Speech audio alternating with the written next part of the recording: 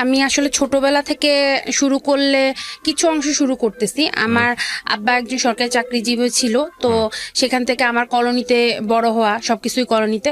তো খুব মানে আমি একটা মানে হাসি খুশি মেয়ে, বা সবার সাথে খুব একটা মিশুক টাইপের আমি একটা মেয়ে। আমরা হচ্ছি 3 ভাই বোন, আমি সবার ছোট মেয়ে, ছোট আর কি। ভাই বোনের মধ্যে আমার বড় বোন আছে আর ভাই আছে। সেখান থেকে কলোনিতে ছোট থাকতেই একটা অন্যরকম পরিবেশে বড় হয়েছি, খুব খোলামেলা একটা পরিবেশ, এবং সবার সাথে মিশছি বা খুব আনন্দে সময়টা কাটাইছি, যেটা আজকালকার ছেলেমেয়েরা সেটা পায় না। সবাই তো ইউটিউব, ফেসবুক এগুলা, তো আমাদের সময়টা তো অন্যরকম একটা সময় ছিল। তো আমার জন্ম হচ্ছে 1992-তে। তো সেক্ষেত্রে মানে খুব তাড়াতাড়ি স্কুলে ভর্তি হয়েছি, সবকিছু খুব তাড়াতাড়ি হয়েছে আমার লাইফে। এরপরে আমি একটু কলেজ থেকে শুরু করি বিষয়টা। আমার হচ্ছে আমি এগ্রিকালচারের ছাত্রী। আমি 2007-এ ম্যাট্রিক পাশের পরে এগ্রিকালচার ডিপ্লোমাতে ভর্তি হই। তো সেখান থেকে আমার এগ্রিকালচার ডিপ্লোমা শেষ করে আমি তখন হয়তো অনেক ছেলেরাই হয়তো বলতো বা প্রেম করার যে বিষয়টা আসে, তো ওই টাইমটাতে আসলে ওইভাবে কারোর সাথে রিলেশনে জড়াই নেই। আমার আসলে ভালো লাগে না কাউকে। 2011-তে যখন আমি এগ্রিকালচার শেষ করে পড়াশোনা মানে এগ্রিকালচার ডিপ্লোমাটা ক্লোজ করলাম, তারপর হচ্ছে আমি বিএজেটে ভর্তি হব। তো যাই হোক, বিএজেটে উন্মুক্ত বিশ্ববিদ্যালয় আন্ডারে সেটা। তো ওইখানে আল্লাহর রহমতে চান্স পাওয়াতে যখন চান্স পাইলাম, তো প্রথমে যখন ক্লাস করতে গেছি, তখন কয়েকদিন ক্লাস টাস করলাম। এর মধ্যে অনেক ফ্রেন্ড সার্কেল আছে, ছেলে ফ্রেন্ড, মেয়ে ফ্রেন্ড সব একসাথেই। কিন্তু ওই তখন আমার হঠাৎ একটা ছেলেকে আমার খুব পছন্দ হয়েছে। মানে ওই ক্লাসের মধ্যে সে খুব জোরে জোরে কথা বলতেছিল, দেখতে অনেক সুন্দর ছিল, লম্বা, খুব সুন্দর ছিল। তখন আর কি আমি প্রথমে এই ফার্স্ট মনে হয় যে হ্যাঁ, একটা ভালো লাগার মতো কাউকে।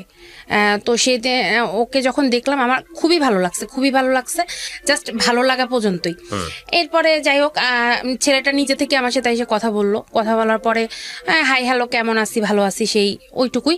তো এরপরে কিভাবে তখন ফেসবুকটা না অত বেশি বুঝতাম না, নতুন তো তখন ফেসবুক, তখন তার স্মার্ট মোবাইলও এত ছিল না, ফেসবুকে অত বেশি কানেক্টেড ছিলাম না। যে তখন একটা আইডি খুলছি, তো ওইখান থেকেই কিভাবে যেন আমার মধ্যে ফ্রেন্ডশিপ হয়ে গেল, কিভাবে আমরা মানে বুঝতেও পাইনি যে সে। যাই হোক, চ্যাটিং করতে করতে আস্তে আস্তে আমি তাকে বলে ফেলছি যে হ্যাঁ, আমি আসলে তোমাকে পছন্দ করি। তা আমি কখনোই কল্পনা করি নাই যে সে সত্যি আমার সাথে একটা রিলেশন হবে, বিকজ সে অনেক সুন্দর ছিল, অনেক সুন্দর, এবং মানে অন্যরকম আমার লাইফে আমি বলবো যে অন্যরকম একটা হিরোর মতো। তো এরপরে সেও যাই হোক একটা রিলেশনে আমরা জড়াই, এবং খুব ভালো একটা রিলেশন, মানে এত পরিমাণ তাকে আমি ভালোবাসছি, মানে এটা অসম্ভব ধরনের ভালোবাসা। তো আমার ফ্যামিলি একটু কনজারভেটিভ, বলতে আমাদের দেশের বাড়ি হচ্ছে, ফ্যামিলিতে কখনোই অন্য ডিস্ট্রিক্টে বিয়ে এটা মনে করে যে একটা পাপের মতো। হ্যাঁ, পাপের মতো। তারা মনে করে যে অন্য কোনো ডিস্ট্রিক্টে বিয়ে হবে, এটা তারা কল্পনাও করতে পারে না, মানে এটা একটা অসম্ভব ব্যাপার। তো আমি যে ছেলেটাকে পছন্দ করতাম তার বাড়ি, এটা যখন আমার বাসায় আমি একটু বলি, মানে এটা নিয়ে তো একটা আগুনের মতো লেগে যায়। হ্যাঁ, আমি ছেলে পছন্দ করছি, আমরা দক্ষিণাঞ্চল, তারা উত্তরাঞ্চল, মানে এটা নিয়ে তো বাসার মধ্যে মনে হয় যে কি জানি অপরাধ আমি করে ফেলছি। যাই হোক, আমি বলছি যে আমি আসলে ছেলেটাকে পছন্দ করি, আমার সাথে পড়াশোনা করে, যদি তোমরা একটু চাও একটু দেখতে পারো।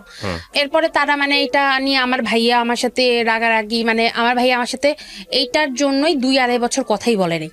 হ্যাঁ, মানে সে মানে আমি যে কি একটা অপরাধ জানি করছি, খুব একটা ইয়ার মধ্যে আমাকে ফেলাই দিছে। এরপরে আমি ওকে বলি সব ঘটনা, যে দেখো আমাদের তো নোয়াখালী বাড়ি, হয়তো তোমার সাথে আমার বিয়ে বা এই ধরনের কিছু হবে না।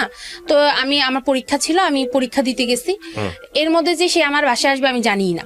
আমার বাসায় ক্লাসমেট ছিল, হ্যাঁ ক্লাসমেট ছিল, কিন্তু ও ড্রপ দিছে, ওই ইয়ারটা সে ড্রপ দিছে, পরীক্ষা দেয় নাই।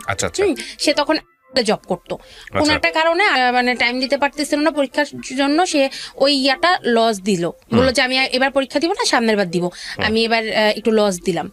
তো যাই হোক, সে আমার পরীক্ষা ছিল, কিন্তু সে আমার বাসায় গেছে মিষ্টি টিষ্টি নিয়ে বাসায় গেছে, সে বিয়ের প্রস্তাব নিয়ে গেছে ডিরেক্টলি। বিয়ের প্রস্তাব নিয়ে গেছে, তো আমার বাসা থেকে তো এটা কোনোভাবেই রাজি না।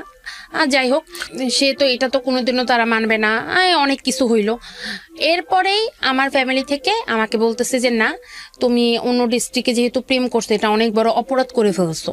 হ্যাঁ, এটা মানে আমি খারাপ হয়ে গেছি, মেন কথা হচ্ছে আমি খারাপ, আমার মতো খারাপ পৃথিবীতে নেই। হ্যাঁ, এরকম।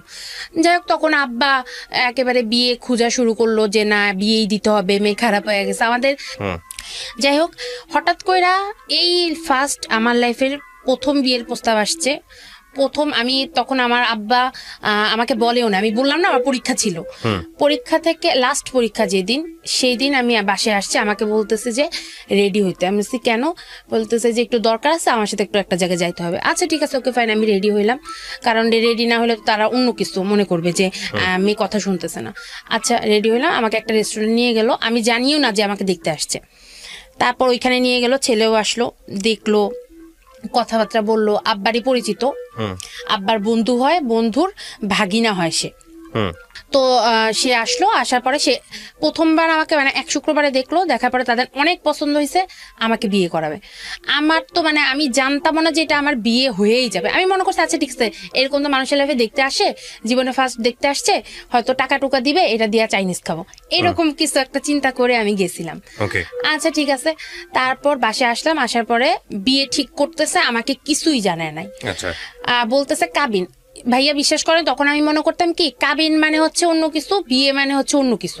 কাবিনে যে বিয়ে, এটা আমি বুঝতাম না, একেবারে সত্যি কথা, যে এটাই বিয়ে, এটা বুঝতাম না। তো এরপরে তারা আমাকে বলতেছে কাবিন হবে, কাবিন হবে। আমি তো তাকে বলতেছি আমার যে যার সাথে আমার রিলেশন। তো এরপরে আব্বা কি করলো, হুট করে এসে আমার পায়ে ধরে ফেলছে। কি বলেন? হ্যাঁ, আমার পায়ে ধরে ফেলছে। আমি তো পুরো মানে অবাক, হ্যাঁ মানে এটা কি? বলতেছে মা তুই আমার কথা অমান্য করিস না। আমার আম্মা আবার স্ট্রোকের রোগী, আমার আম্মা কিন্তু স্ট্রোক করে প্যারালাইসিস হয়ে গেছিল তার কিছুদিন আগে। তো বলতেছে দেখ তোর আম্মা অসুস্থ, তুই আমাদের কথাটা মান। পরে আমি বলতেছি আব্বা আপনি পায়ে ধরতেছেন, মানে একটা মেয়ে ওই সময়টা মানে বুঝবে যে বাবা যদি পা ধরে জিনিসটা কেমন। তা আমি বলতেছি যে আব্বা আপনারা, আমি যাকে পছন্দ করি তার সাথে বিয়ে দিলে প্রবলেম কি? বলতেছে সেই ছেলে তো সামান্য একটা চাকরি করে, সে তোমাকে কতটুকু কি করবে? তখন আমি বলছি আব্বা আমি তো শিক্ষিত, আমি নিজেও তো চাকরি করে খেতে পারবো, দুজন মিলে তো কিছু একটা করা যাবে, আপনি এরকম করেন না, আমি যার সাথে পছন্দ করি তাকে বিয়েটা দেন। সে বলতেছে যে না, আমাদের নোয়াখালী ডিস্ট্রিক্ট অন্য ডিস্ট্রিক্টে যায় না, কই যাবে না যাবে, তোরে বেচা ফালাবে, কি সব কথাবার্তা। তারপর আমাকে বলতেছে যে বিয়ে করার কথা, আমাকে মানে খুব বলতেছে। তা আমি তখন চিন্তা করলাম আমি কি করব, আমাকে তো বিয়ের জন্য এরকম প্রেশার করতেছে, তাহলে ফ্যামিলি, আমি এর মধ্যে আমার ভাইয়া বললাম না কথা বলে না 2-2.5 বছর। যাই হোক, তো ভাইয়া চিন্তা করলাম যে একটা মাত্র ভাই, হয়তো বিয়ে যদি আমি তাকে করি তাহলে মনে হয় আমার ভাইটাকেও হারাবো, হয়তো আমার সাথে জীবনও কথা বলবে না, তাহলে আমি থাক, ঠিক আছে ওনাদের কথা অনুযায়ী রাজি হয়ে যাই। বিশ্বাস করেন ভাই, আমি শুধুমাত্র ফ্যামিলির কথা চিন্তা করে আমি কিন্তু রাজি হয়েছি বিয়েটাতে। আমি তখন কি করছি, আমার ওর কাছে জানেই নেই যে আমার বিয়ে হইতেছে। আমি বললাম না যে জানি যে শুধু কাবিন পরে উঠাই নিবে, কিন্তু মিথ্যা কথা বলা হয়েছে আমাকে, পুরা অ্যারেঞ্জমেন্ট করেই বিয়েটা করানো হয়েছে। মানে বিয়ে হইতেছে মানে প্রথমে তো মানে হলুদ, কি মেয়েদের তো বিয়ের আগের দিন হলুদ হয়, কোনো মেহমানটা এমন ছিল না, এমনি হঠাৎ করে বলতেছে শাড়ি পরতে। আচ্ছা শাড়ি পরাইলো, শাড়ি পরে দেখি যে কেউ ছিল না, ওমা সব আত্মীয় স্বজন চলে আসছে, হলুদ। আচ্ছা ঠিক আছে, হলুদ দিল আমাকে মানে একটা জবরদস্তির মতো। আচ্ছা ঠিক আছে, চুপ করে হলুদ টলুদ দিলাম। পরের দিন বিয়ে। তখন আপনার এই বয়ফ্রেন্ড তখন কি করতেছিল? আপনার সঙ্গে কমিউনিকেশন সে কি জানতো যে চলে যাচ্ছে? না, সে জানতেছে না যে আমার বিয়ে হইতেছে। আমি তার কাছে চুপ করেছিলাম, আমি বলি নাই, কারণ আমি জানি তাকে যদি আমি যদি একটু বলি, সে আমার বাসার সামনে চলে আসবে, একটা সিক্রেট হবে। ও সামহাও আপনি মনে করতেছিলেন যে আপনিও রাশায় দিচ্ছিলেন তাহলে? হ্যাঁ, আমি বলতেছিলাম যে থাক ঠিক আছে, যেহেতু ফ্যামিলি মানতেছে না। আর ভাইয়া ছোটকাল থেকে আমি চিন্তা করতাম যে বিয়ে মানে হচ্ছে সবাই মিলে একটা বিয়ে। আমি যে পালায় যাব, তখনকার সময় আমি অনেক একটা অন্যরকম মেয়ে ছিলাম, যে পালায় যাব এই জিনিসটা আমি খুব ভয় পাইতাম। মনে করতাম কি আল্লাহ, তাহলে তো ফ্যামিলি থেকে আমি বের হয়ে গেলাম, তাহলে তো আমার ফ্যামিলি আর জীবনেও আমার সাথে কথা বলবে না। বললাম না যে আমি সবার মাঝখানে থাকার মতো একটা অভ্যস্ত ছিলাম, মানে ওনাদেরকে রাইখা যে আমি চলে যাব, এটা ভাই আমি জীবনও কল্পনা করতে পারি না যে আমার আব্বা আমার সাথে দেখা হবে না, ভাই বোনের সাথে কথা হবে না। নাহলে ভাই আমি তখন ওই মুহূর্তে চলে যেতাম, আমার তখন এই সাহসটা ছিল না। যাই হোক, তারপর আমাকে বললো যে এরকম, পরের দিন বললো কাবিন। আচ্ছা পার্লারে নিয়ে গেছে, তখনও কিন্তু আমি আমার বয়ফ্রেন্ডের সাথে কথা বলতেছি, ও বলতেছে যে কি ব্যাপার, এত হাউকাউ কেন? আমি বলছি যে আমি আমার মামাতো বোনের বিয়েতে আসছি, আমি মিথ্যা কথা বলছি ভাইয়া, মিথ্যা কথা বলছি। যাই হোক, তো আমি আমাকে সাজানো হইলো, সাজায় বিয়ের স্টেজে নেওয়া হইলো। নিয়ে তো আমি বুঝলাম যে না, এটা কাবিন না, এটা বিয়েই। কারণ অনেক মানুষজন, আত্মীয় স্বজন, যেহেতু আমি চলে গেছি অলরেডি কমিউনিটি সেন্টারে, তখন তো আমার বোঝার বাকি নাই যে না আমাকে নিয়ে যাবে, আজকে বিয়ে হয়ে যেতেছে। যাই হোক, বিয়ে টিয়ে হইলো, হওয়ার পরে তো আমাকে সেদিন রাতে আমাকে, ওইটা হচ্ছে সেপ্টেম্বরের 14 তারিখে আমার বিয়েটা হয়। আমাকে আমার 16 তারিখে জন্মদিন, 14 তারিখে আমার বিয়েটা হয়। আর রাতের বেলা অনুষ্ঠানটা হয়, যেতে যেতে আর কি রাত 12টা-1টা বেজে গেছে ওই বাড়িতে। তো যখন প্রথম বাড়িতে গেলাম, একটা ছোট্ট একটা ঘর, ছেলে কিন্তু প্রবাসী, ইটালি থেকে ফেরত আসছে। ইটালিতে প্রায় 12 কি 13 বছর ইটালিতে ছিল। কথা বলেনি বিয়ের আগে তার সঙ্গে আপনি? একদিন ওই যেদিন দেখা হলো, ওই দিন খালি কথা, আমি কোনো কথা বলি না, কারণ ওইখানে মুরব্বীরা ছিল। উনি খালি আমাকে জিজ্ঞেস করছে যে আপনি পড়াশোনা কি করতে চান এরপরেও?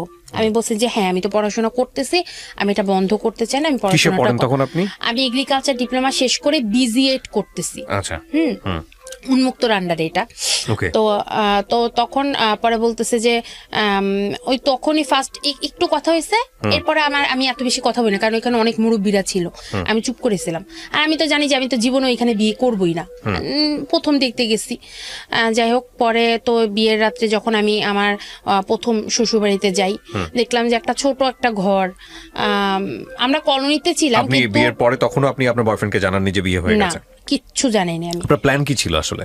আমার প্ল্যান ছিল আমি বিয়ে করব, ওনাদের কথা অনুযায়ী যেহেতু গলায় ফাঁসি দিতে হইতেছে দিব, এরপরে কি করব দেখা যাবে। মানে আমার তখনও কোনো নির্দিষ্ট প্ল্যান ছিল না। বাট স্টিল ইউ লাভ হিম, তখনও ভালোবাসেন ওকে? হ্যাঁ। এবং আমি মানে কোনোভাবেই চাইতেছিলাম না যে এখানে হোক, শুধুমাত্র আমার ভাই আমার সাথে 2 বছর 2.5 বছর কথা বলে। আমি আমার ভাইকে অনেক ভালোবাসি ভাইয়া, আমার একটা মাত্র ভাই। এবং মানে ছোটকাল থেকে ভাইয়া অনেক আদর করতো, অনেক। ভাইয়া আমার সাথে কথা বলে না, এইটার মানে এটা যে কি পরিমাণ আমার কাছে কষ্টদায়ক। এবং আমার সাথে আমার চেহারার দিকেও আমার ভাইয়া আমার দিকে তাকাইতো না, এরকম করছে আমার সাথে। যাই হোক, এরপরে আমি যখন গেলাম, স্টিল নাও আমার বয়ফ্রেন্ড জানে না। জাস্ট বিয়ে যখন হয়ে গেল, আমি মোবাইলটা বন্ধ করে আমার বোনের হাতে দিয়ে দিছি। আমি বলছি নাও, মোবাইল রাখা দাও, আমি গেলাম, এই কথা বলে চলে আসছে। আর আমার বয়ফ্রেন্ড তো যখনই দেখছে আমার মোবাইল বন্ধ, ও তো পাগলের মতো হয়ে গেছে। যাই হোক, আমি আসতেছে আস্তে আস্তে। এরপর যখন গেলাম, যে দেখলাম যে আমাদের জন্য ফুল সজ্জা যেভাবে সাজায়, মানে কি বলে বাসর ঘর ওইটারে বলে, যাই হোক ওইটা সাজাইছে, মানুষজন আত্মীয় স্বজন ওইখানে সবাই ছিল, আত্মীয় স্বজন না, আমাদেরকে বরণ টরণ করে নিচ্ছে। নেওয়ার পরে আমি বাসর ঘরে বসে আছি, মানে আমি তখনও চিন্তা করতেছি যে এটা কি হইতেছে, আমার সাথে কি হইতেছে। বসে আসছি, তখন রাত্রে 2টা-2.5টা বেজে গেছে।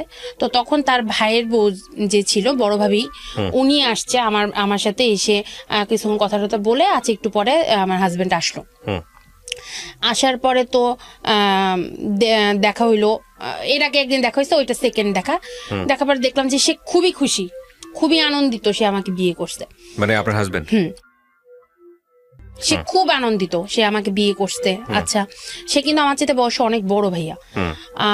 2014-তে আমার মনে হয় 21 চলে, 21 কি 22 মেবি, আমি একটু এক্স্যাক্টলি বলতে পারতেছি না। আর তখন তার বয়স হচ্ছে 45 তখন। আচ্ছা, ওকে। তো সে আমার থেকে অনেক সিনিয়র, প্রায় ডাবল। হ্যাঁ, সিনিয়র। আচ্ছা, যাই হোক, সে আসছে, আসার পরে আমাকে একটা স্বর্ণের চেন দিল, একটা মোবাইল দিল, অনেক কিছু দিতেছে, ট্যাব দিল, মানে যেহেতু বিদেশ থেকে আসছে অনেক কিছু দিতেছে। আমি চুপ করে বসে আসছি। পরে বলতেছে যে আমি প্রথম তোমাকে দেখছি, আমার খুব ভালো লাগছে, তুমি অনেক হাসি খুশি, আমি তোমাকে বিয়ে করছি, আমি অনেক হ্যাপি। আচ্ছা, যাই হোক, আমি চুপ করে আছি, আমি কি বলবো, আমাকে দিতেছে সব। আর অনেক আয়োজন করেই বিয়ে করতে ভাইয়া, অনেক কিছু আয়োজন করেই বিয়ে করতে। তো তারপর এরপরে আমি তো চুপচাপ বসে আছি, কি বলবো। তারপর কতক্ষণ কথাটা তো বলার পর বলতেছে যে কি তুমি কি হ্যাপি না যে তুমি বিয়ে করছো? আমি কোনো কথা বলতেছি না, আমি চুপ করে বসে আছি, কারণ আমি তো জানি যে আমার মধ্যে কি হইতেছে। আমার তো চিন্তা ওই দিকে যে ও জানি কি করতেছে।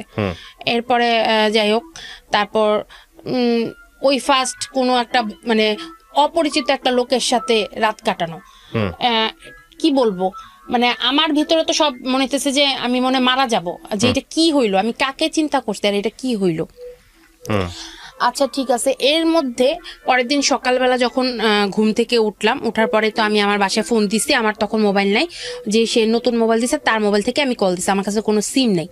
কল দিছে, কল দিয়ে ভাই আপুর সাথে কথা বলতেছে, আমার বড় বোন ওই বাসায় আমাদের বাসায় ছিল। তখন আমি একটা সাউন্ড পাইছি যে আমার বয়ফ্রেন্ডের গলা, আমি সাউন্ড পাইছি মোবাইল ফোনে। হ্যাঁ আমি সাউন্ড পাইছি।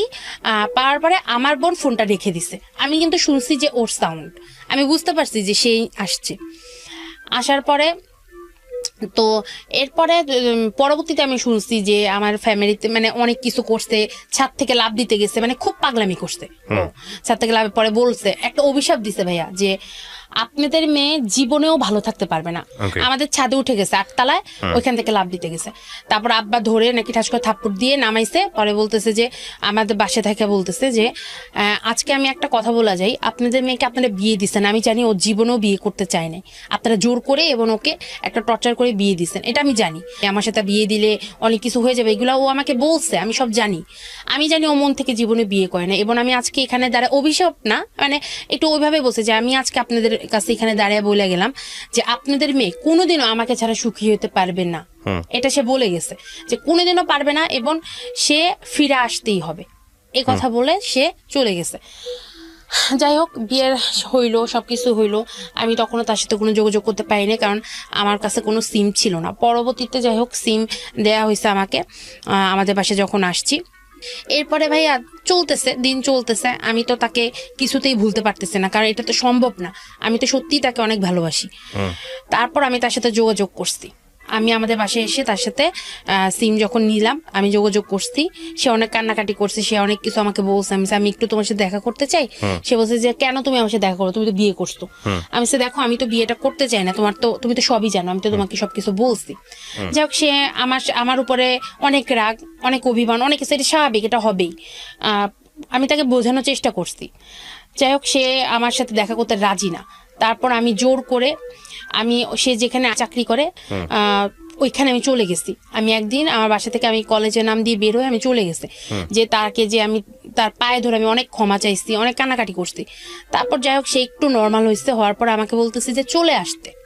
হ্যাঁ, বলতেছে ঠিক আছে তুমি বিয়ে করছো, আমি তোমাকে বলি যা করছো কোনো সমস্যা না, আমার ফ্যামিলিতে কেউ তোমাকে বলবে না যে তোমার বিয়ে হয়েছে, তুমি চলে আসো। ভাইয়া আমি তখন চলে যেতে চাইছি, কারণ আমি যাকে বিয়ে করছি ওই বিয়ের রাত্রে তো চেন দিছে, ট্যাব দিছে, মোবাইল দিছে, এগুলা কিছু না ভাইয়া, একটা ভালোবাসার নামে তো একটা জিনিস আছে। ওই লোকটা কেমন জানে, একটা মানে কেমন জানে মনে যে একটা জড় বস্তু। আচ্ছা, মানে এমনি তো বয়সটা একটু বেশি, এর মধ্যে কেমন জানি রোমান্টিকতা কম ছিল, কোনো কিছুই তো নাই। সে বিয়ে করছে তার নতুন বউ, পরের দিনই সে তাদের একটা ফার্মেসি আছে, ফার্মেসিতে চলে যায় এবং আসে রাতে 12টা 1টা, এবার সারাদিন কোনো খোঁজ খবর নেই। মানে কেমন জানি ভাইয়া, মানে নতুন বিয়ে হয়েছে একটা আছে না। আর আমি তো এমনিই তাকে মানতে পারি নাই। তো আমি তাকে বলছি যে হ্যাঁ আমি তোমার সাথে আমি চলে যাব, আমি আর পারতেছি না, আমার কাছে ভালো লাগে না এখানে, কি বিয়ে দিচ্ছে আমাকে, এটা কেমন জানি, আর ওনারা জানি আমার সাথে কেমন কেমন করে, আমার কাছে ভালো লাগতেছে না। যাই হোক, এইসব কথা আমি তাকে বলছি। বলার পরে আমার সাথে তার যোগাযোগ ছিল, থাকার আমি ওখানে সংসার করতেছি। যোগাযোগ ছিল বলতে বয়ফ্রেন্ডের সঙ্গে কি ধরনের যোগাযোগ ছিল? মানে ফোনে কথা হইতো, ফোনে কথা হইতো জাস্ট, এবং সবকিছু শেয়ারও করতেন। হ্যাঁ, আমি ওকে সব বলছি বিষয়গুলা, কিছু ইন্টারনাল বিষয় আছে এগুলো আমি বলছি আমার হাজবেন্ডের। আমি বলছি যে কেমন জানি উনি কেমন জানি কোনো ইয়া নাই আমার সাথে জানি কেমন করে, আর আমার মানে আছে না যে একটা নতুন বউ, একটা ঘোরাফেরার একটা বিষয় আছে, কেমন জানি আমার কাছে ভালো লাগতেছিল না। আচ্ছা, তো এইগুলো আমি তাকে সব বলতাম, ও বলতেছে যে তুমি আমাকে ছাড়া ভালো থাকতে পারবে না, তুমি চলে আসো, তুমি চলে আসো। আমি হ্যাঁ আমি তোমার সাথে চলে যাবো, যা হয়েছে হয়েছে, আমার ফ্যামিলি আমার সাথে এরকম করছে, আমার ভাইয়া এখন আমার সাথে কথা বলছে, তো আমি তোমার সাথে চলে যাবো, এসব কথা আমি তাকে বলছি। বলার পরে ভাইয়া আমি ওই বাসায় মানে আমরা প্ল্যানিং করতেছি, আমরা চলে যাব, হ্যাঁ চলে যাবো, এসব প্ল্যানিং করতেছি। তো এর মধ্যেই আমি দেখলাম যে তার ভাইয়ের বউ যেটা, সে আমার সাথে খুব একটা প্রথম খুব ভালো, এরপরে দেখলাম যে খুব খারাপ একটা ব্যবহার করতেছে। আমার মনে হয় ভাইয়া আমি জীবনে এত ঘুমাই না, ভাইয়া আমাকে মনে কিছু খাওয়াই দিত, আমি সারাদিন ঘুমাইতাম। এবং এত তাদের কিন্তু ফার্মেসির দোকান, হ্যাঁ তাদের ফার্মেসি বিজনেস অনেকদিন, ভাই আমি রাত দিন 24 ঘন্টাই ঘুমাইতাম। মানে শুইলেই ঘুম, কোনো কথা নেই, কাজ করতেছি কাজের মধ্যে ঘুম, এরকম অবস্থা আমার। মানে কেমন জানি আমাকে না আস্তে আস্তে আমি মনে হইতেছি কি আমি সিক হয়ে যেতেছি, হ্যাঁ, কোনো আমার মধ্যে কোনো চেতনা নাই, একটা মানে মনে যে আপনি আমাকে ফালায় রাখছেন ওইভাবেই আমি আসি। হ্যাঁ, এরকম অবস্থা। আমি তখনও বুঝতাম না। এখন আমার ফ্যামিলি তো একে জানে যে আমাকে জোর করে বিয়েটা দেওয়া হয়েছে, তখন না আমার কোনো কথা কেউ বিশ্বাস করে না ভাইয়া। আমি যাই বলি মনে করে যে আরে ও তো চলে যাবে, এইসব কথা এর জন্য বলে। এর জন্য আমি ওনাদের সাথে শেয়ার করলে ওনারা আমার এক তো পাত্তা দিত না।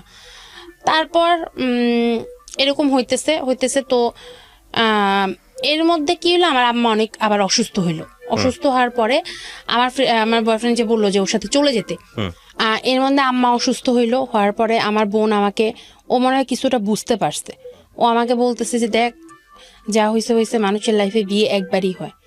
এখন সব লোক তো এক সমান না, তুই নিজেরে মানায় নে, তুই এখানে কন্টিনিউ কর। দেখ এখন দুইটা ফ্যামিলির সাথে, একটা ফ্যামিলির সাথে আরেকটা ফ্যামিলি, মানে দুইটা ফ্যামিলির সাথে এখন একটা সম্পর্ক হয়ে গেছে। এখন যদি তুই কোথাও কোনো একটা খারাপ কাজ করিস, সেটা কিন্তু আমাদের আব্বা আম্মার উপরে এসে পড়বে, বলবে যে এই মেয়ে এত খারাপ একটা মেয়ে বিয়ে করছে, আবার বিয়ে করে অন্য জায়গায় চলে গেছে, তখন কিন্তু তোর নামে, তুই যদি বিয়ের আগে যাইতে অন্য কথা, আর এখন তুই একজনের বউ, এখন তুই আরেকজনের বউ হয়ে যদি আরেকজনের সাথে চলে যাস, সেটা কিন্তু খুব খারাপ একটা ইফেক্ট হবে। এবং আম্মা কিন্তু এমনি অসুস্থ, আম্মা কিন্তু দেখা যাবে যে কিছু একটা হয়ে গেছে, তোর জন্য কিন্তু আমরা মারে হারাইতে পারবো না। পরে ভাইয়া যখন এইসব কথা বলছে, তখন আমি চিন্তা করলাম ঠিকই তো, এখন তো আসলে আমি আরেকজনের বউ। আর একটা কথা হচ্ছে যে এখন তো দুইটা ফ্যামিলির সাথে একটা সম্পর্ক হয়েছে, আমার আম্মার যদি কিছু হয়, আমি যদি যাই, তখন তো এরা এসে অনেক গালিগালাজ করবে, খারাপ কথা বলবে, আপনার বলবে যে আপনার মেয়ে খারাপ। এসে আমার আম্মা যদি মারা যায়, আমি তো আমার মারে তাহলে পাবো না। এইসব বললাম না ভাই, আমি অনেক ইমোশনাল, আমার ফ্যামিলির প্রতি আমি অনেক ইমোশনাল। যাই হোক, এটা চিন্তা করে আমি না আর যাই নাই। এই যে আমি যাই নাই, এটা নিয়ে আমার বয়ফ্রেন্ড আমার সাথে সব সম্পর্ক মানে শেষ। ওর তো দোষ নেই, ও চাইছিল নিতে। পরে চিন্তা করলাম যে ঠিক আছে, যেহেতু বিয়ে হয়ে গেছে, মানায়নি, এভাবেই থাকি, কিছু করার নেই। আর আমি আপনার বললাম না যে ভাই আমার খালি ঘুম আসে, আমাকে মনে হয় কিছু একটা দেয়া হইতো, সেটা আমি জানি না, কিছু একটা দেয়া হইতো, এবং এটার জন্য আমার এত ঘুম আসতো। এটা যে তারাই করতেছে সেটা আমি বুঝতে পারি না। আমার হাজবেন্ড ইটালি থেকে আসছে অনেক টাকা নিয়ে, অনেক টাকা নিয়ে আসছে। সে যে এরিয়াতে থাকে, সেই এরিয়াতে তার জমি আসছে, জমি কিনছে, নিজের জমি, মানে শুধু তার টাকা দিয়ে কিনছে। 3 ভাই, তারা 3 ভাইয়ের নামে, এবং সে আসছে বাড়ি করার জন্য। এটা আমি পরে শুনছি। এবং সে নিজের টাকায় পুরা 6 তলা একটা বাড়ি কমপ্লিট করবে, এটার জন্য সে চিন্তা করে আসছে। তো কয়েকদিন পরে সে বাড়ি কাজ ধরলো। বউ নিয়ে তার এত মাথা ব্যথা নাই, বউ আছে, ভাইয়ের বউর সাথে আছে, কোনো রকম ভাইয়ের বউর সাথে একটা না একটা গ্যাঞ্জাম লাগতেছেই, কিছু না কিছু নিয়ে একটা সমস্যা হইতেছে। তো বাড়ি যখন করতেছে আমার তো এরকম খালি ঘুমের সমস্যা। তখন আমরা নতুন একটা বড় বাসায় উঠছি, তখন সে বাড়ির কাজ করতেছে। সে রাত্রে 2টা-3টা বাসায় আসতো, সে তার বউকে না ফোন দিবে যে দরজাটা খুলো, সে কল দিত তার ভাইয়ের বউকে, এবং তার ভাইয়ের বউ তার জন্য অপেক্ষা করতো রাতের বেলা, যেটা তার বউ করবে সেটা করতো সে। আচ্ছা যাই হোক, আমি কিছু বলতাম না, মনে করতাম যে আচ্ছা ঠিক আছে, আমি হয়তো নতুন বলে বুঝি না। আমি তখন এইসব বুঝতে পারিনি, কারণ আমি জানি যে ভাইয়ের বউ মানে হচ্ছে মায়ের সমান। এরপরে আমি দেখলাম ওই মহিলা আমার রুমে এসে আমার হাজবেন্ডের লুঙ্গি থেকে শুরু করে ইন্টারনাল যত কাপড় চোপড় সব নিয়ে যায়, সে নাকি ধুবে। মানে আশ্চর্য, আমি তার বউ, এগুলা তো আমার দায়িত্ব, সে নিয়ে যায়। আচ্ছা আমি কি বলবো, আমার তো বলার কিছু নেই, সে নিয়ে যায় সব, পায়ের মোজা থেকে শুরু করে, লুঙ্গি থেকে শুরু করে, প্যান্ট থেকে শুরু করে, সে নিয়ে যায়, সে ধুবে, সে আমাকে তার কোনো কাজ করতে দিবে না। আচ্ছা ঠিক আছে, তাও আমি কোনো কথা বলি না, বললেই ঝগড়া। যাই হোক, আমি কোনো কথা বলি না, নেক, আমার সমস্যা নেই। এরপর দেখি তার ভাইয়ের 2 দিন পর আমার সাথে কিছু না কিছু একটা মিথ্যা কথা নিয়ে ঝগড়া, শুধু ঝগড়া। এবং তার কাছে বিচার দিলেই সে আমার কোনো কথা বিশ্বাস করে না, তার কথা বিশ্বাস করে, তার কথা বিশ্বাস করে আমার মারধর করে। এবং ভাইয়া এমন মারধর যেগুলা মানে অকল্পনীয় মারধর। প্রথম দিন গায়ে হাত তুললো আপনার কি ইস্যু নিয়ে হচ্ছে তার, আমার কয়দিন পরে, বিয়ের প্রায় 5-6 মাস পরে কি হইলো, আমার যেহেতু আমার নতুন বিয়ে হয়েছে, আমার খালারা আমাকে, খালা শাশুড়ি বা কেউ একটা, আমার ঠিক ভালো মতো মনে না, আমাকে টাকা দিছে। দেখে টাকা দেয় না মানুষকে, ওই রকম বউদেরকে দেখা যে টাকা দেয়, সালামি দেয়, সেটা দিছে। তো আমার তো তখন, আমি আমার আলমারির মধ্যে রাখছি, রেখে আমি কলেজে গেছি, ওইটা লক করা ছিল না। ওই যে আমার যে ভাইয়ের ওর যে ভাইয়ের বউ ওনার ছেলে আছে, ও আবার চুরি করতো। সে আমার এখান থেকে টাকাটা সব নিয়ে গেছে ভাইয়া। আমি এসে দেখি কোনো টাকা নেই। তা আমি ওরা বলতেছি, আমি ভাবিরে যে বলছি, আমি ভাবি ও তো এরকম, ওনারাই বলছে যে ওনার ছেলে চুরি করে। হ্যাঁ, তো আমি বলছি ভাবি আমি তো এখানে টাকা রাখছি, এখন দেখি টাকা নাই, আপনি একটু হৃদয়ে জিজ্ঞেস করেন না যে ও টাকাটা নিছে নাকি। পরে এই লাগে গেছে ঝগড়া। হ্যাঁ, আমার ছেলে কি চোর নাকি? নিজেই কিন্তু আমাকে বলছে যে ওনার ছেলে চুরি করে। এটা নিয়ে সে কি করছে, বানায় চোরে আমার হাজবেন্ডের কাছে বলছে। রাতের বেলা এসে কোনো কথা নেবার্তা নাই, বেয়াদব, তোমার মতো বেয়াদব ছোট লোক দেখি না। আমি মা আমি কি করলাম? বলতেছে হ্যাঁ কিসের চুরি করছে, তোমার কাছে তো কোনো টাকাই ছিল না। আমি মা তোমার খালাই তো টাকাটা দিল, তুমি জিজ্ঞেস করো, তুমি তো দেখছো আমি তো এখানে টাকাটা রাখছি, দেখো তুমি এখন টাকা না, আমি তো ছিলাম না বাসায়। এটা নিয়ে কথা নিয়ে এমন থাপ্পড় দিছে ভাইয়া, মানে কানে গালের মধ্যে দিছে, আমি মানে মনে যে আমি বয়রা হয়ে গেছে, আমি কিচ্ছু শুনতেছি না, এরকম অবস্থা। কি তুমি থাপ্পড় দিলা কেন? এরপরে আবার একটা থাপ্পড় দিয়া মানে ফালাই দিছে।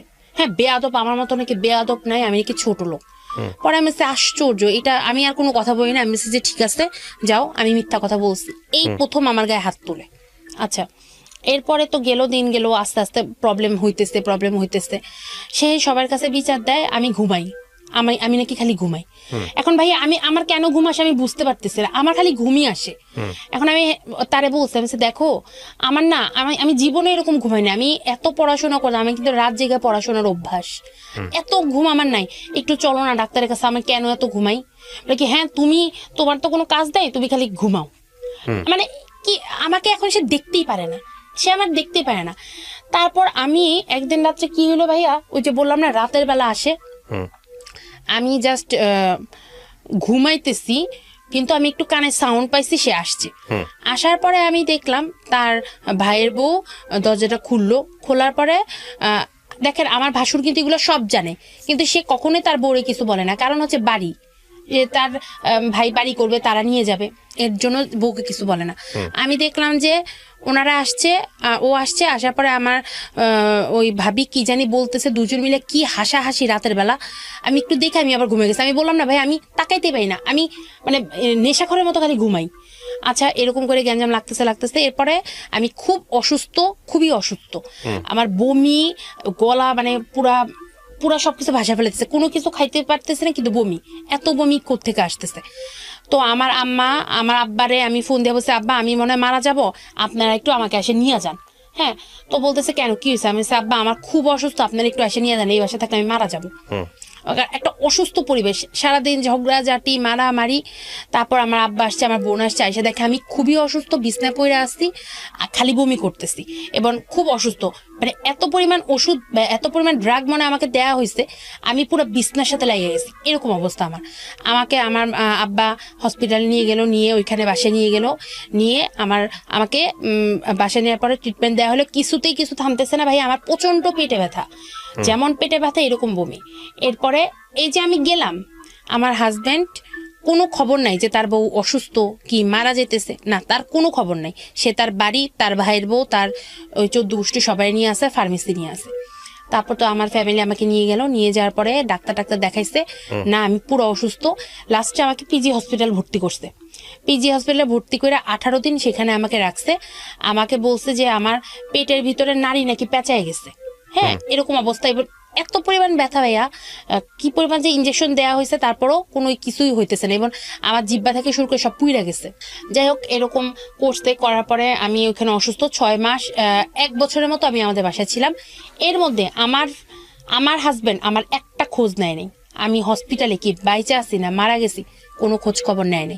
Okay fine.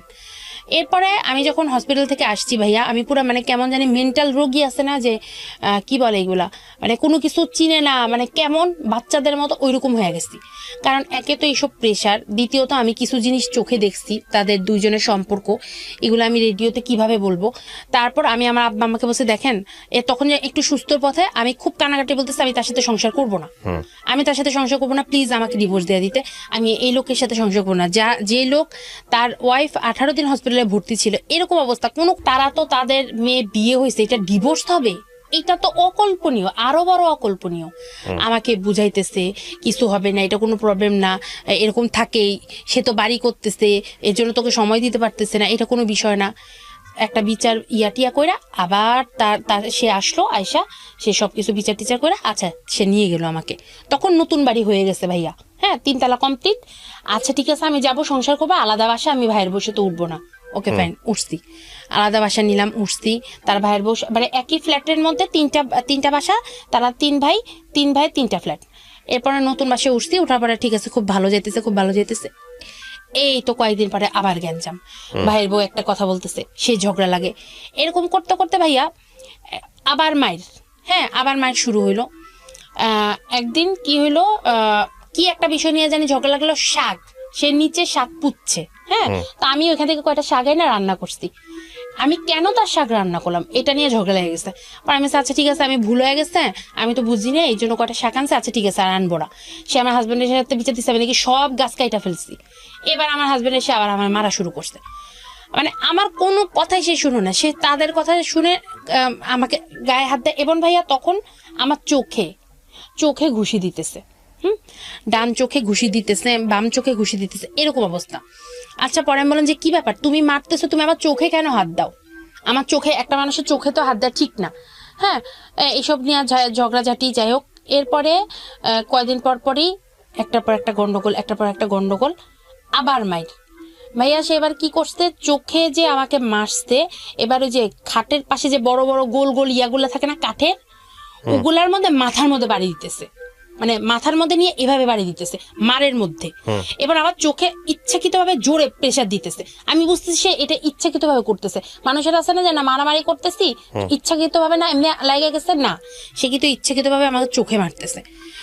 তারপর আমাকে চোখে যে মারার পরে ভাইয়া আমি তখন দেখতেছি কি, মানে আমরা তো এখন সব দেখি, হ্যাঁ চোখটা দিয়ে তো আমরা সব দেখি। তখন দেখি কি আমি একটা অংশ দেখি, হ্যাঁ তখনও কিন্তু আমি বুঝি না যে আমার ডান চোখটা নষ্ট হয়ে গেছে। হ্যাঁ আমি গোসলখানায় গেছি, গোসল করতেছি, দেখি কি একটা সাইড আমি দেখতেছি কেমন জানি আফসা আফসা। পরে আমি বললাম যে কি ব্যাপার, আমার এরকম লাগে কেন? আচ্ছা ঠিক আছে মনে হয় মাথাটাতে ঘুরায়। এরকম করে আমি ঘর থেকে মানে বাসায় আসছি, আসার পর আমি তারে বললাম যে তুমি যে সেদিন আমার চোখে আঘাত করছো, আমি কিন্তু হালকা কম দেখতেছি। বলে কি তুমি তো আগের থেকেই কানা। আমারে বলে, আমি আগের থেকে কানা হলে আমি কিভাবে পড়াশোনা করছি, কিভাবে কি করছি, কিসের কানা আমি? তো এটা আমি আমার ফ্যামিলিকে ফোন দিছি, তাদেরকে বলছি। ও সে যে আমাকে মায়েরা টাইরা আবার আমার আব্বা আম্মারে ফোন দিয়ে সে সুন্দরভাবে মিথ্যা কথা বলে, আপনাদের মেয়ে সারাদিন ঝগড়া করে। আমার আব্বা আম্মা তো তার জামাইয়ের জন্য পাগল, জামাই যা বলে তাই সত্যি, মেয়ে সব মিথ্যা কথা বলে, মেয়ের কোনো কথাই সত্য না, মেয়ের কথা শুনলেই সমস্যা। আচ্ছা তো এরকম করতেছি তো আমি দেখলাম কি আসলে কিনা আমি চোখে কম দেখতেছি।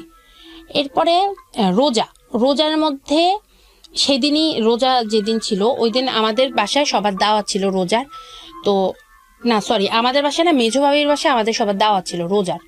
তো আমি বলতেছি যে ওই বড় ভাবির সাথে আমি কথা বলি না, আমি উনি তো যাবে আমি যাব না, উনি যাবে আমি যাব না, আপনারা ওনাদেরকে খাওয়ান, আমি যাব না, আপনার ভাই যাবে। তো সেই আসার পরে বলতেছে যে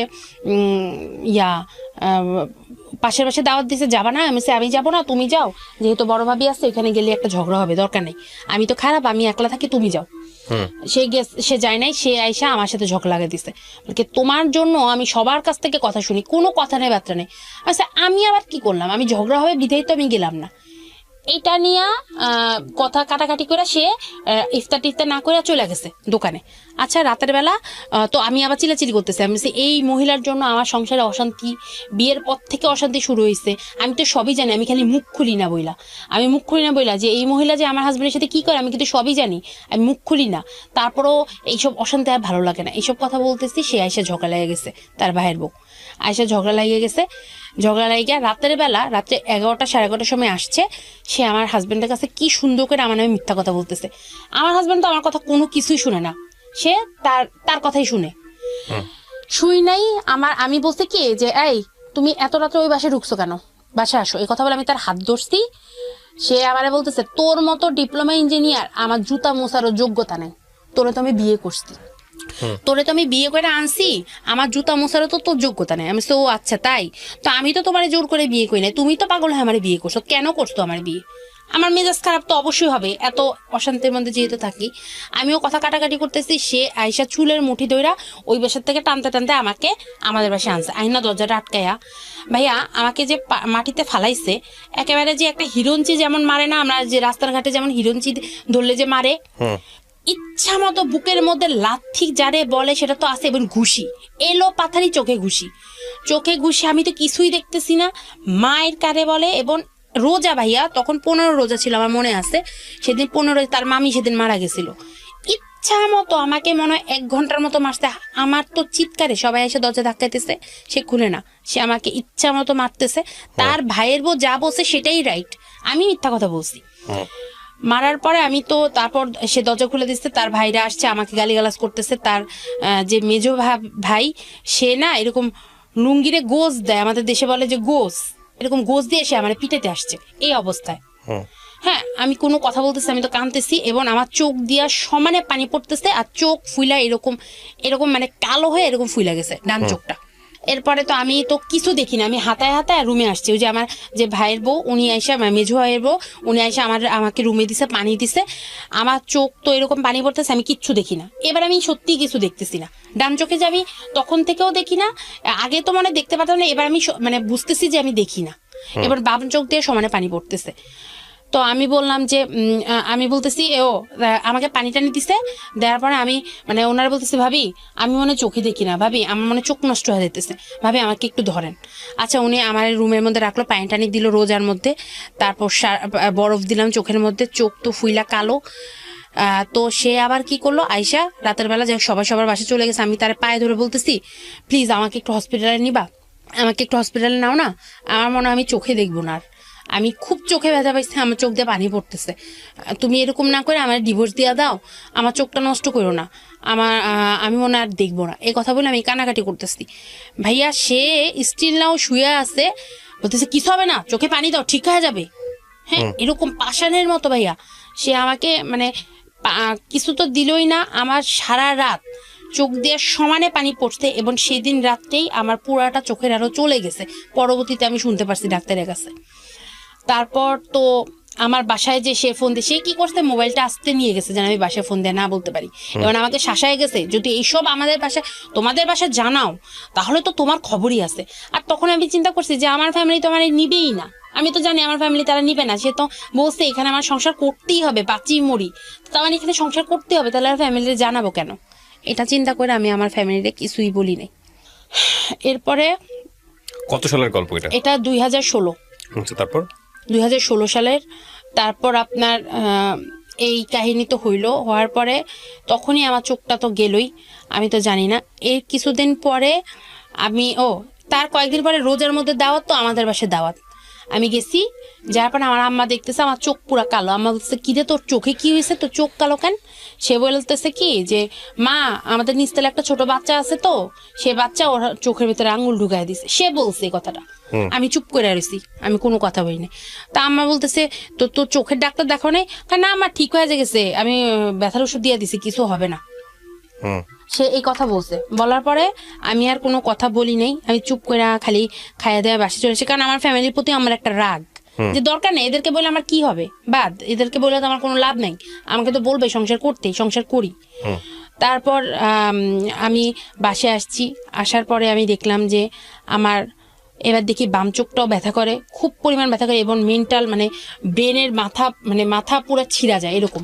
এবার আমি আর পারতেছিলাম না। পরে আমি আব্বারে বললাম যে, আব্বা আমার না চোখ খুব ব্যথা করে, একটু আমাকে ডাক্তারের কাছে নিবেন। এই কথা যখন বললাম, আব্বা বললো যে ঠিক আছে, কালকে আয় ডাক্তারের কাছে নিয়ে যাবো। কেন ও নেয় না? আমি ওর তো সময় নেই, আপনি আমাকে একটু ডাক্তারের কাছে নিয়ে যান। আচ্ছা, ডাক্তারের কাছে গেলাম। যাওয়ার পরে প্রথমে লায়েন্স হসপিটালে গেছি। লায়েন্সে যাওয়ার পরে ওনারা দেখার পরে ওনারা বুঝতে পারতেছে না। হ্যাঁ, বলতেছে যে আপনার না আপনার একটা মানে মনে হয় যে আপনার ব্রেনের সমস্যা। আমি চোখে দেখি না। বলে কি, কিসের আপনি চোখে দেখেন? আপনার ব্রেনের সমস্যা। আমার এই কথা বললো। পরে আমি আমার ব্রেনের সমস্যা, তখন চিন্তা করতে হইতে পারে ব্রেনের সমস্যা, কারণ আমি তো মেন্টাল প্রেশারের মধ্যে আছি।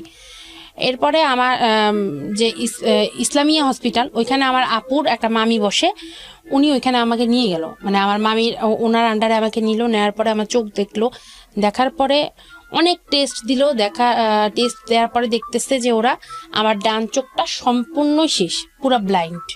ডান চোখটা আমার নাই, ডান চোখটাতে আমি দেখতে পাই না, একটুও দেখতে পাই না। এবং বাম চোখটার মাত্র তখন 35% আছে, মাত্র 35% তখন। শুধু আমি ওইটুকুই দেখি, এর জন্যই আমি সোজা দেখি, কিছু আশেপাশে কিচ্ছু দেখি না। আচ্ছা, এবং আমি যখন চশমা খুঁজি ভাইয়া, আমি কিন্তু আপনাকে দেখতেছি না, মানে এখন আপনি আমাকে দেখছেন না? না, কিচ্ছু দেখতেছি না। চশমা পরলে আমি খালি আপনার মুখটা দেখি, আপনার শরীরের কোনো অংশ দেখি না। ইন্টারেস্টিং। এটা যখন বলছে আমি তখন বিশ্বাস করতেছি না। আমি বলছি যে আমার চোখ নষ্ট, এটা কিভাবে সম্ভব? আমি চিন্তা করছি যে এটা কি বলে ওনারা, বাংলাদেশের ডাক্তার তো মিথ্যা কথা বলে, আমি বিশ্বাস করি। আমি তাদের ফোন দেওয়া জানাইছি, সে বলতেছে যে হাসতেছে, হ্যাঁ কত কিছু তো তোমার নষ্ট হবে, চোখ নষ্ট হয়ে গেছে। আমি ডাক্তার তো এই কথা বললো। যাই হোক, আমার আব্বা আম্মা তো অনেক কান্নাকাটি করতেছে, আমাকে বলতেছে কি হয়েছে বল। আমি কিচ্ছু বলি নাই ভাইয়া, তখনও বলি নাই, আমি রাগে বলি নাই। তারপর আমি এই কথা বলার পর আমার আব্বা আম্মা জিজ্ঞেস করলো যে কি হয়েছে, আমি তখনও কিছু বলি নাই তাদেরকে। তারপর আমার আব্বা আম্মা যখন আমাদের বাসায় গেল, বললো যে কি ব্যাপার, ওর তো চোখের এই প্রবলেম ছিল না, কোত্থেকে হইলো, কি হইলো তুমি বলো। আর বলতেছে যে কি হইলো মা, আমরা তো জানি না, সে স্বীকারই করে না সে যে আমাকে মারছে বা এই ধরনের কিছু করছে। হ্যাঁ, আমি আমার আব্বা আমাকে রাগের জন্য বলি নাই, অনেক রাগে দুঃখে কথাটা বলি নাই। তারপর আমাকে বাংলাদেশের যে বাংলাদেশ আই হসপিটাল, সেখানে আমাকে নিয়ে গেছে। তো একদিন রাতে একটা ছোট্ট ঘটনা বলি ভাইয়া, সে আমাকে এরকম রাতের বেলা যখন নিয়ে গেছে, আমি সব কাগজপত্র নিয়ে আসছি, সিডিগুলোও নিয়ে আসছি। তো ওইখানে যখন সব তারা দেখলো, দেখার পর টেস্ট করার পরে বলতেছে যে হ্যাঁ, শিওর হইলো যে হ্যাঁ ওর ডান চোখটা নষ্ট হয়ে গেছে এবং বাম চোখে সে তখন 35% দেখে, এটা তারা বলার পরে এগুলো সব নিতে আমি তখন অনেক কান্নাকাটি করতেছি। তো এগুলো দেখার পরে যখন রাতের বেলা আস্তে আস্তে রাত তখন বাজে গেছে প্রায় 1টা। আমরা যে এরিয়াটাতে থাকি ওই এরিয়াটাতে মানে সামনের দিক দিয়ে রাস্তা তখন কাটা, আমরা পিছন দিক দিয়ে গেছি। তো যাইতে যেতে রাত্রে 1:30 কি 2টা হয়ে গেছে। আমি বলছি আমাদের বাসায় আসতে, তারা যাবে না, সে যাবে না আমার বাসায়। তো ওইখানে না একটু মানে কাশফুলগুলা থাকে না, ওইরকম বড় বড় কাশফুল, ওই কাশফুল টাইপের ছিল। তো ওই মাটির রাস্তা, তো যখন আসতেছি এখন ভাই আমি তো চোখে দেখি না, আমি তো এখন স্বাভাবিকভাবে হাঁটতে পারতেছি না। তো আমি ওর হাত ধরছি, ধরে আমি হাঁটতেছি, মানে মাটির রাস্তা, এখানে এখানে ইট। সে বলতেছে কি হ্যাঁ হাত ধরার কি আছে, হাত ছাড়ো। এ কথা বলে আমার হাতটা এরকম ঝাঁকি দিছে। তা আমি রাগ করে আর হাত ধরি না, ধরে আমি একেবারে অন্ধকারের মতো এবড়ে থেবড়ে হাঁটতেছি। এরপরে সে এসে আমার মানে উস্টা খাইতেছে, সে আমার হাত ধরছে। পরে আমি বললাম যে আমার হাত ধরতে হবে না, ঠিক আছে তুমি হাঁটো, আমি একলাই হাঁটতে পারবো।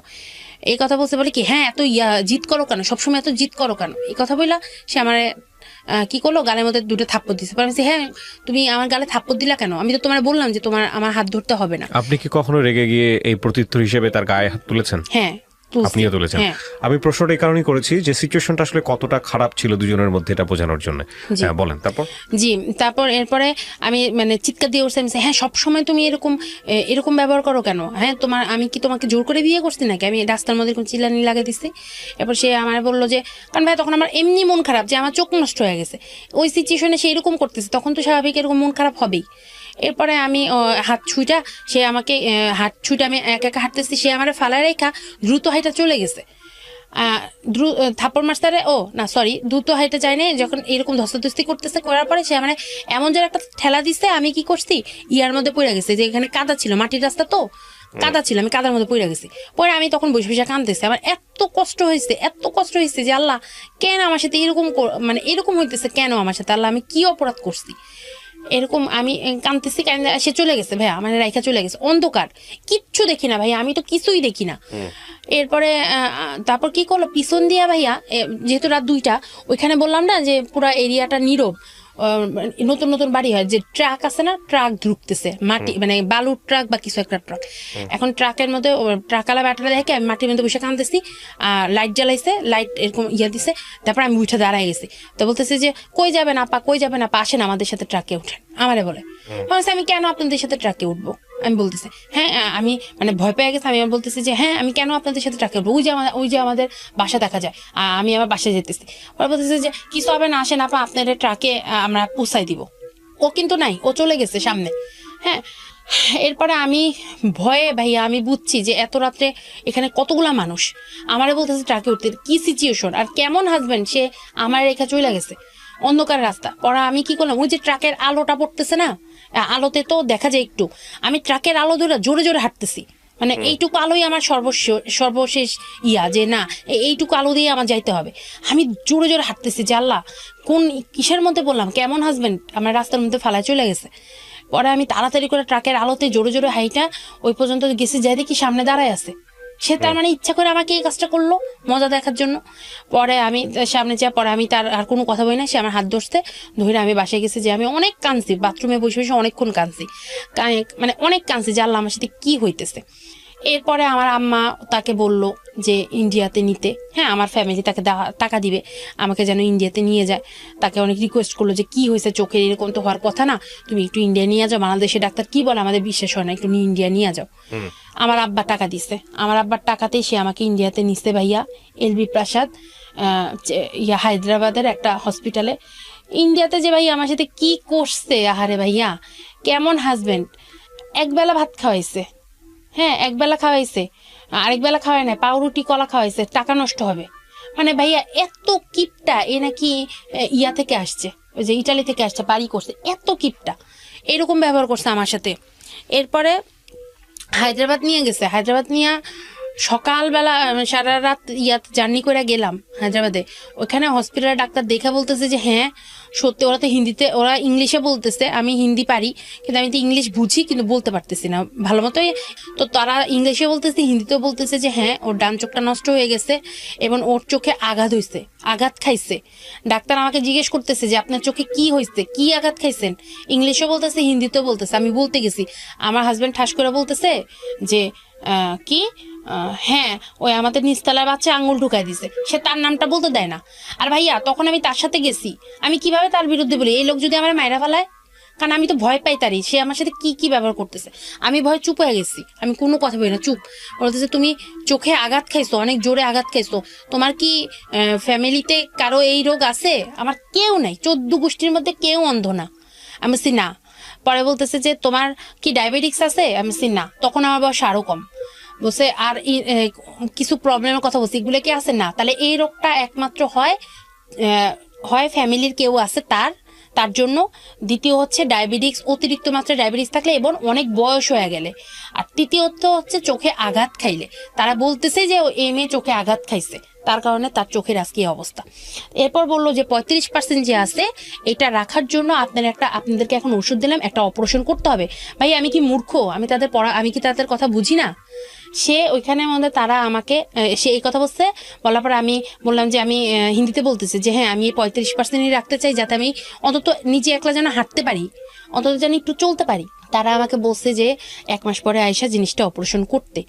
এই লোক আমার ইন্ডিয়া থেকে যেতে বাংলাদেশে নিয়ে আসছে। আসার পরে প্রত্যেকটা মানুষটা বলছে যে হ্যাঁ চোখ নষ্ট হয়ে গেছে। আমার আব্বা আমার বলছে ঠিক হবে না, আর যে চোখ আছে একটা ওষুধ দিছে, এটাতেই ঠিক হয়ে যাবে। এরপরে আমার ফ্যামিলিকে বলছে, বলার পরে আমার ফ্যামিলিকে আমি বলতেছি যে অপারেশনের কথা বলছি, সে ধমক দেয়, কোনো কথা বলে নাই।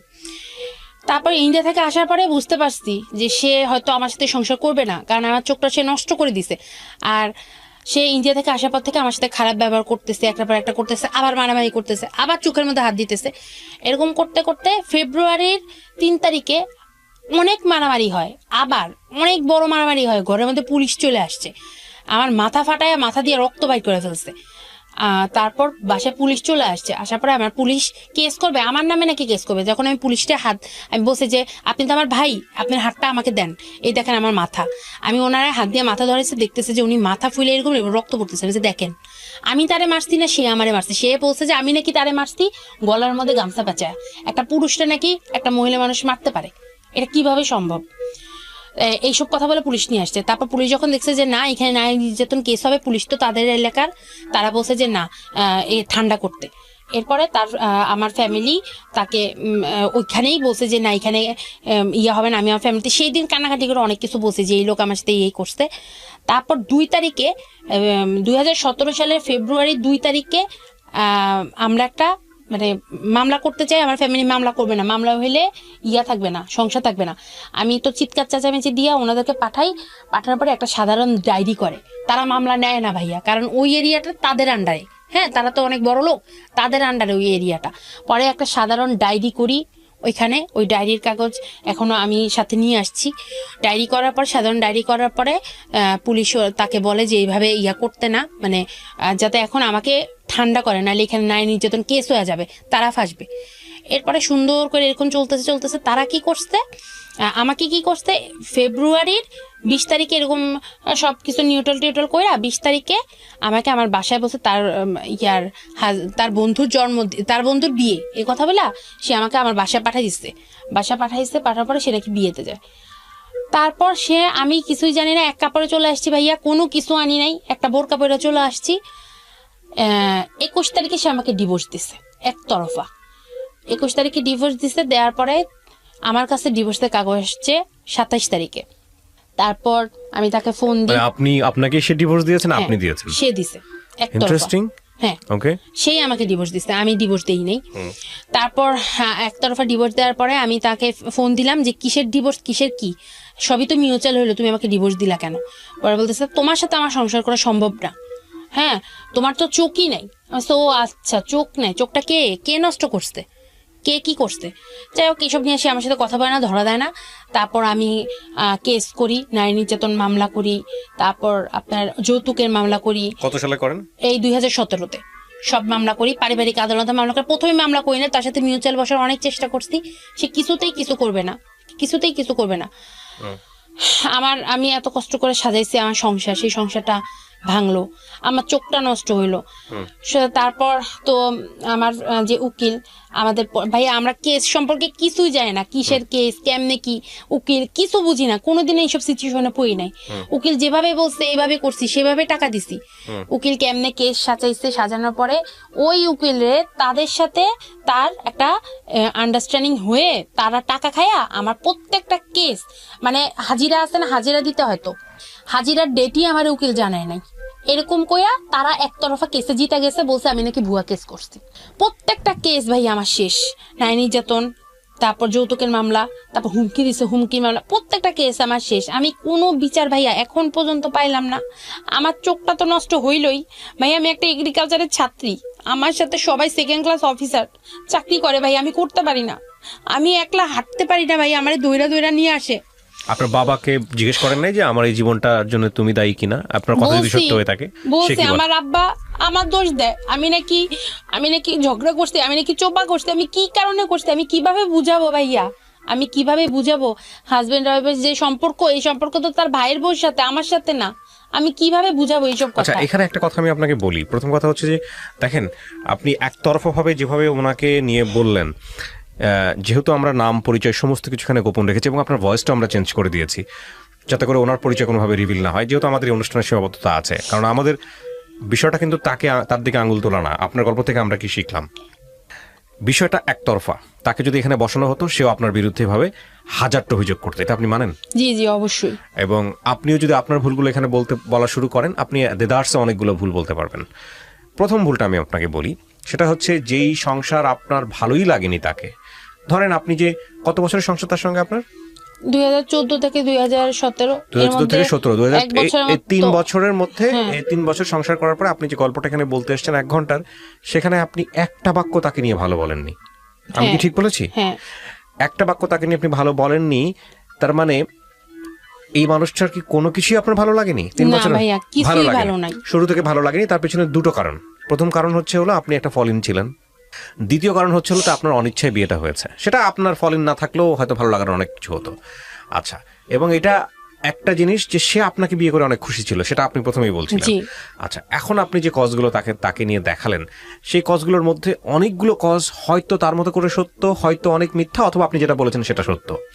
কিন্তু আমি যে জিনিসটাকে দেখছি সেটা হলো যে এই সম্পর্কের জায়গাটা এরকম আপস অ্যান্ড ডাউন হয়ে এইরকম একটা জায়গায় আসতো, সেটা যদি আপনি, যেহেতু প্রাপ্তবয়স্ক ছিলেন, আপনি যদি আগে থেকেই কিছুটা হলেও বুঝতেন, তাহলে বাবার ওই ব্ল্যাকমেলিং, পায়ে ধরাটা বা পরিবার আপনাকে জোর করাটা, এটা আপনার তখনই প্রোটেস্ট করাটা উচিত ছিল। এবং যদি উচিত হতো, ওই কাজটা করতেন, তাহলে হয়তো আপনার এই জিনিসটাতে যেতে হতো না। আচ্ছা, আপনি সেটা করেননি, আমি ধরে নিলাম যে আপনার বাবা আপনাকে বাধ্য করলো, ব্ল্যাকমেলিং করলো, ইমোশনালি আপনি বিয়েটা করলেন, সেটাও আমি মেনে নিলাম। সেকেন্ড স্টেজে যখন আপনার গায়ে র্যান্ডমলি হাত তুলছে, যখন আপনিও গায়ে হাত তুলছেন এবং আপনি বুঝতে পারছেন যে এটা ফিউচার নাই, তখন আপনি ওখান থেকে চলে আসেননি। আমি কি কথা ঠিক বলেছি? জি। আচ্ছা, সেটাও আপনি, আমি ধরে নিলাম আচ্ছা ঠিক আছে, সব সংসারই কম বেশি এগুলো হয়, আপনি মেনে নিয়ে আপনি মনে করছেন ফিউচারটা ভালোর দিকে যাবে।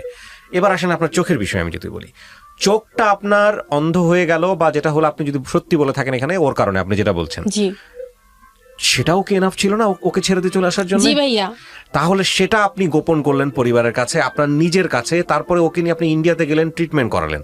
একটা কথা আছে, অন্যায় যে করে এবং অন্যায় যে সহ্য করে দুজনেই সমান অপরাধী। আপনি, আমি ধরে নিলাম আপনি ওর সম্পর্কে যা বলেছেন সবই সত্য কিংবা সবই মিথ্যা। আপনি যা বলেছেন এখানে তার যদি আপনার ভুলের দিকে আমি যদি তাকাই, তাহলে আমি দেখবো 3টা স্টেজে ভুল। প্রথম কথা হচ্ছে বাবার ওই প্রস্তাবে রাজি হওয়াটাই আপনার উচিত হয় নাই। দ্বিতীয়ত হচ্ছে আপনি বিয়ের পর আপনার যখন গায়ে হাত তোলার পর্যায়ে চলে গেছে তখনও ডিসিশন নেওয়ার ব্যাপার ছিল। তৃতীয় হলো যখন আপনার চোখটাকে শেষ করে দিল, যদি আপনার কথা সত্য হয়ে থাকে তখন আপনি ডিসিশন নিতে পারতেন। আপনি ডিসিশন নিলেন না এবং শেষ পর্যন্ত ডিসিশন নিল সে, রাইট? আচ্ছা, ডিসিশন সে নিল এবং এবারে হচ্ছে হলো আপনার অ্যাকসেপ্টেন্সের পালা, আপনার হচ্ছে ফাইট করার পালা। আপনি মামলা করেছেন কতগুলো? মামলা আমি মোট পারিবারিক আদালত সহ 4টা মামলা করেছেন। ও কটা করেছে? একটাও না। ও একটাও করে নাই, ও 4টা মামলা করেছেন এবং আদালত ওখানে তার যে রায় দিয়েছে বা তার যে বিষয়গুলো হয়েছে খারিজ হয়ে গেছে বা চলমান আছে, কিছু একটা তো হয়েছে। তাকে একবারের জন্য অ্যারেস্ট করেনি, ওয়ারেন্ট বের হয়েছে, কিছুই করে নাই, করতে পারে নাই না বা করেও নাই, এটাও হতে পারে।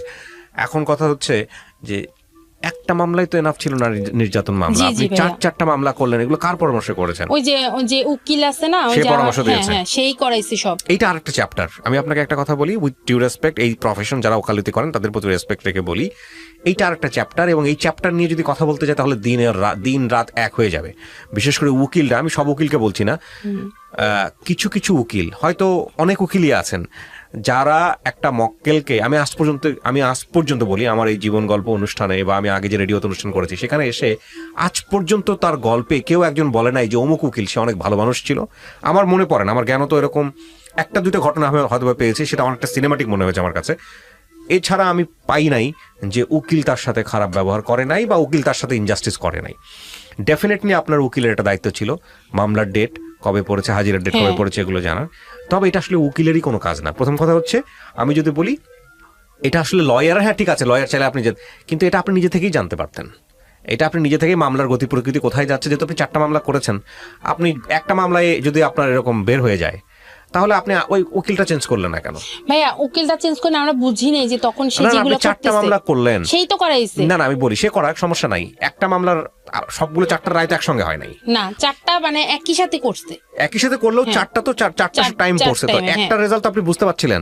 একটা রেজাল্ট যখন বুঝতে পারলেন, যখন বললেন যে ওকে দিয়ে হবে না, তখন ওর কাছ থেকে আপনি নিয়ে নিতেন, নিয়ে অন্য কাউকে দায়িত্ব দিতেন। তখন সে আমাদেরকে ডেট মানে প্রথম 2-3টা ডেটে নিচ্ছে, এরপরে যখন ওয়ারেন্টটা বের হইলো, হ্যাঁ এরপরে যখন ডেটগুলো পড়ে সে বলতেছে আজকে না আরো 3 মাস পরে, এরকম করে সে যে এরকম করতেছে আমরা বুঝতেছিলাম না যে কি ব্যাপার, এরকম করতেছে কেন। পরে বুঝলাম যে একটা পর্যায়ে যায় যে না, সেই সবকিছু নষ্ট করে দিল এবং বলতেছে যে মামলা খারিজ হয়ে গেছে।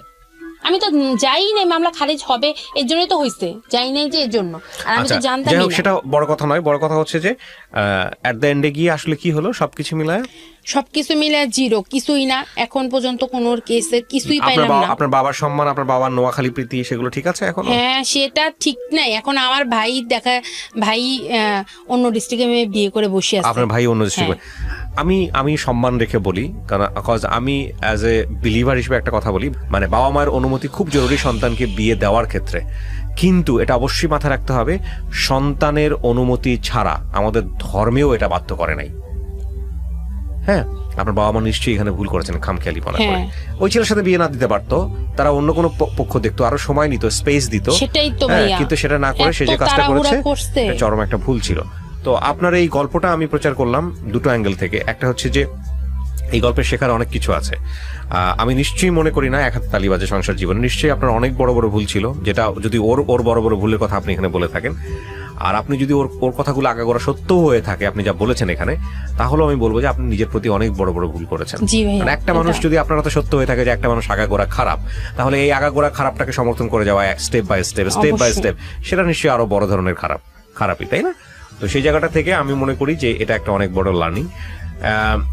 অনেক সময় দেখবেন যে অনেক গুরুত্বপূর্ণ কথা আমাদের বন্ধু বান্ধবরা বলে ফেলে। সেদিন আমার এক বন্ধু আমাকে বলতেছিল যে জীবনে যদি কারো ক্ষেত্রে একসাথে বসবাস করতেই হয় এবং তুমি যদি বুঝতে পারো যে এটা আসলে বেশি দিন যাবে না, তাহলে খুব সুন্দর করে ঠান্ডা মাথায় ডিসিশন এটা খুব জরুরি, যদিও সেখানে মায়ার কিছু অবশিষ্ট থাকে। তবুও সিদ্ধান্ত নেওয়াটা জরুরি। আপনি যদি রিলিজিয়াসলি চিন্তা করেন তাহলে এটা আমাদের ধর্মে অনেক বেশি পারমিট করে যে হ্যাঁ চাইলে তুমি ডিভোর্স দিতে পারো, এবং খুব চমৎকার কিছু সাইন্টিফিক ওয়েতে মানে সিস্টেম আছে। কিন্তু কথা হচ্ছে এটা আল্লাহ খুবই অপছন্দ করেন, তারপরেও তিনি অনুমতি দিয়ে রেখেছেন। হ্যাঁ, তো সেই জায়গাটা থেকে আমরা যেন আমাদের জীবনটাকে ধ্বংস না করে ফেলি, জীবনটাকে শেষ করে না ফেলি। কারণ দুজন মানুষের একসঙ্গে থাকা, সেখানে বেটার আন্ডারস্ট্যান্ডিং খুবই প্রয়োজন, দুটো মানুষকে বোঝাটা খুব প্রয়োজন। আমি আসলে আপনাদেরকে কথা বলছি মানে যে আমি একজন মহা মানে জ্ঞানী বা খুব ভালো জানি এ বিষয়ে, একদম খুব বড় স্কলার ঠিক তা না। আমি আসলে শুনে শুনে সেটাই বলছি, এবং এগুলো কম বেশি সবার জীবনে সত্য, ইনক্লুডিং মি। তো সেই জায়গাটা থেকে আমাদের মনে হয় যখন আসলে আমরা থাকতে পারবো না, তখন এই গেমটা নিয়ে আসলে এই চুল টানাটা নিয়ে না করে একটা স্পেস নিয়ে সিদ্ধান্ত নেওয়া উচিত, এবং স্পেস নেওয়াটা খুব জরুরি। কারণ জীবনটা তো একটাই, এবং সেই জীবনকে ধ্বংস করার জন্য সেকেন্ডারি এলিমেন্ট যদি জীবনটাকে ধ্বংস করে দেয়, সেটার জন্য তো নিজের কাছে তো পরাজয়, এবং আমার তো মনে হয় যে এটা বাস্তবিক জীবনেই এটার জবাবদিহিতার জায়গা অনেক। আপনি বর্তমানে বিয়ে করেছেন একটা? জি ভাইয়া।